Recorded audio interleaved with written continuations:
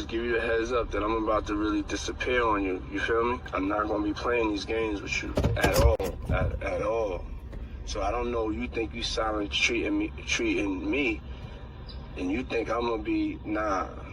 You'll have a rude awakening. You'll just have silence, and ain't nobody threatening you. And I ain't trying to go back and forth with no woman. You know what I'm saying?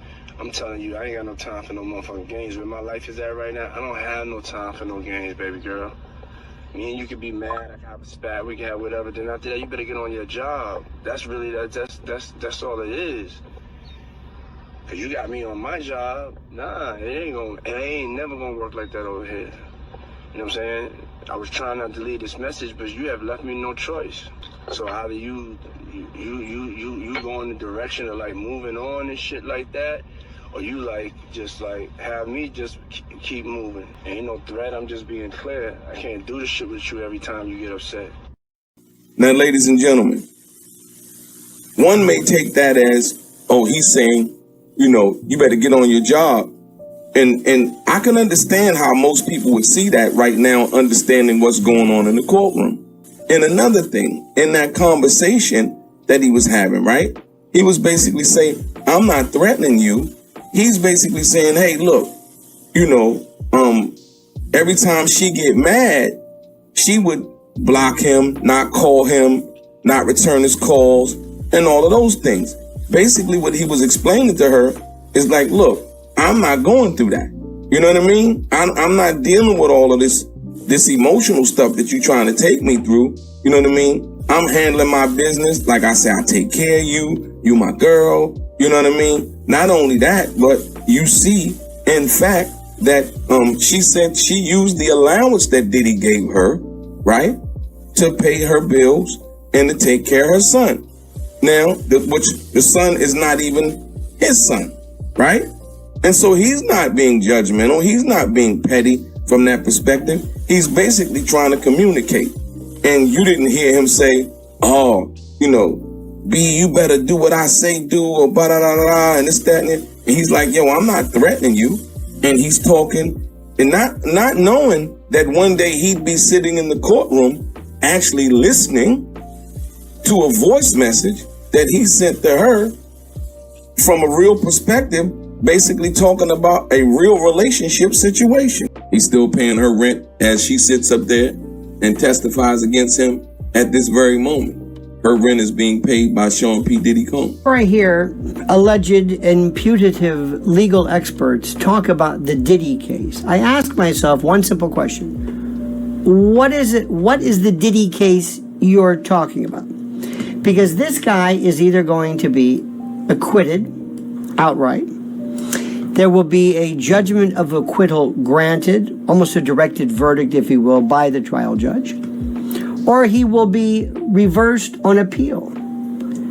Because the unfolding drama, this cacophony of irrelevance and sick behavior has nothing to do with the charges filed. The case has been inflammatory testimony regarding Diddy's sexual predispositions, proclivities, his lifestyle, relationships, and whether they've been violent or not. What does it have to do with violation of the Mann Act, sex trafficking, and having a racketeering enterprise?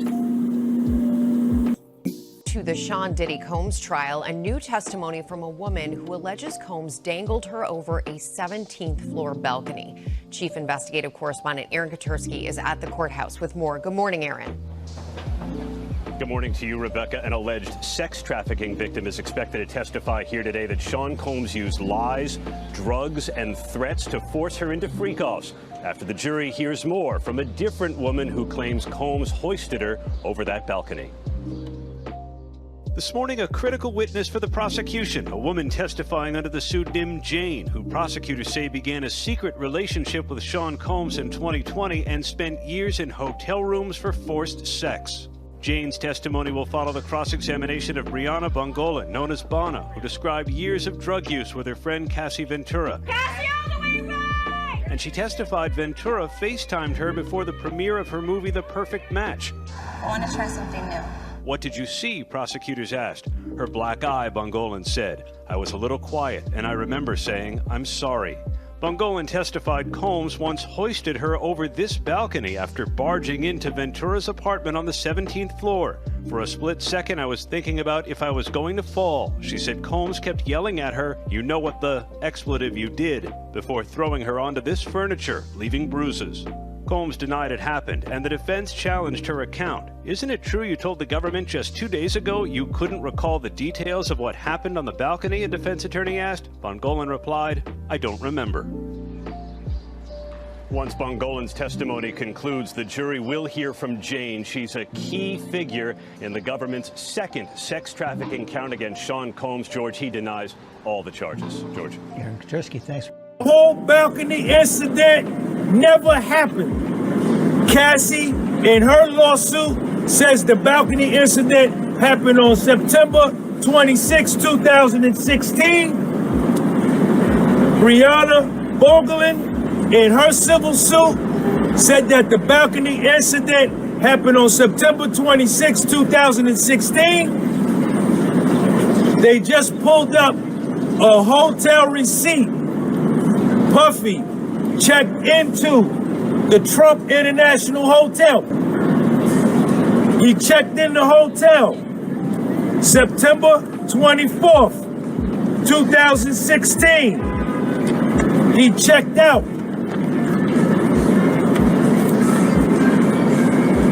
September 29th, 2016. On September 25th, keep in mind, yesterday I told you, Brianna Boglin testified under oath that her and Cassie were comparing notes. Yo, let's say that it happened at an apartment. But you want to say it happened at a hotel? Who was there? Let's say Tiffany Red was there. Now let's say they manufactured the whole story. Ladies and gentlemen, today the judge goes over the mistrial information, whether to grant Sean P. Diddy Combs. Like I told you before, they got Cassie Ventura to come on there and say that she saw Diddy hang Bonner over the balcony. And it came out in text messages to Christina Caron that did not actually happen, ladies and gentlemen. It did not happen, according to the text message. Now, you know, there no Perry Mason moments here. We don't like I said, because if the judge does not grant a mistrial, then they definitely have a real shot at a mistrial. I mean, at a this situation of Diddy's convicted overturned on appeal, ladies and gentlemen. It is what it is. You know, we can't have a manufactured evidence, if you will, right? No manufactured evidence. So let's get into it right here. Boom. Boom. 8 minutes ago, Combs, Shapiro, this is only our second motion for a mistrial. I'm not sure why the government says it's the third. USA, perjury is only one prong of our 4-part test. The judge, this happened years ago. Miss Bongolan was taking a lot of drugs. I thank God she's sober. See, once again, all of these things are not even supposed to be taken into consideration. Diddy files for mistrial over false testimony in federal court about 2016 balcony incident. Sean Diddy Combs' legal team claimed prosecution knowingly presented perjured testimony from Cassie's friend, Brianna Bana Bongolan. Diddy's legal team wrote that Cassie and Bana each provided demonstrably false evidence about the balcony allegation to the court, and then doubled down, using this false testimony to obtain a ruling admitting inadmissible hearsay evidence about it as well, all to present a false narrative to the jury. Bana took the stand on behalf of the government last week and testified against the Last Night rapper over the course of 2 days. Bana confirmed she worked on the Bad Boy reunion tour, which was also in September 2016. She said she didn't remember Cassie or Diddy's travel schedule during that month. Diddy's lawyer, Nicole Westmoreland, showed Bana documents to refresh her memory. The defense lawyer then asked if Diddy was on stage in New Jersey on September 25, 2016, to which she said she couldn't recall. Westmoreland asked if Diddy and Cassie were in New York on September 26, 2016, to which Bana said she was unaware. There was a brief sidebar. Westmoreland again asked if she was aware that Diddy and Cassie were in New York on September 26, 2016. She said no. Westmoreland asked Bana if she was aware there was a signing at Macy's. Bana again said no. You agree one person can't be in two places at the same time, Westmoreland said. Bana replied, in like theory, yeah. Hard to answer that one. Westmoreland continued questioning Bana about the alleged injuries she had from the balcony incident and photos she took. Mr. Combs did not cause you the injuries that we saw on your phone with the metadata September 26th, she said to Bana. I can't agree with you, she replied. Westmoreland also asked if Bana told the government she was on MDMA, GHB, and cocaine. Bana said, I didn't say those words. She claimed, that's a lot of drugs, and said she didn't do them that night. The government knew or should have known this testimony was perjured, and that Ms. Bongoland could not possibly have been injured by Mr. Combs on a Los Angeles balcony in the early morning hours of September 26th, or even the day before that, the letter requesting a mistrial stated. It bears emphasis that the use of the perjured testimony regarding the balcony incident is just one example of prosecutorial misconduct during this trial. The defense previously requested a mistrial based on questions related to the alleged destruction of fingerprints Kid Cudi, Scott Mescudi, provided to the Los Angeles Police Department following an incident at his home. Yeah, baby! When last year I spent more money on spilled liquor in bars from one side of this world to the other than you made